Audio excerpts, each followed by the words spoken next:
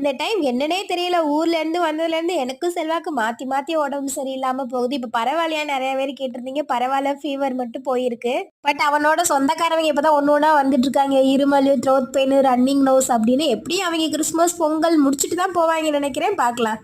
2, 3 நாளா ட்ரெஸ் துவைக்காததுனால நெறையா இருந்ததா. அம்புட்டு ட்ரெஸ்ஸை இன்னைக்கு துவைச்சு போட்டதுக்கு அப்புறம் தாம்மா கொஞ்சம் நிம்மதியாவே இருந்தது. காலையில பால் கொழுக்கட்டை செஞ்சிருந்தோமா, அது அப்படியே இருந்தது.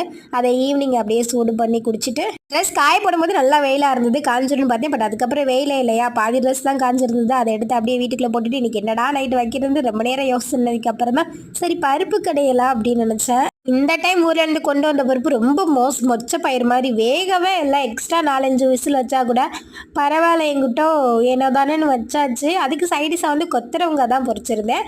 எல்லாமே முடிச்சுட்டு லைட்டாக ஃப்ரெஷ் ஆகிட்டு நம்மளும் சாப்பிட வேண்டியது தான். இன்னைக்கு நம்ம ஃபேமிலியில் நித்யாஸ்ரீ அவங்களுக்கு இனிய பிறந்த நாள் நல்வாழ்த்துக்கள். எல்லாருமே ஹாப்பியாக இருங்க. Bye bye.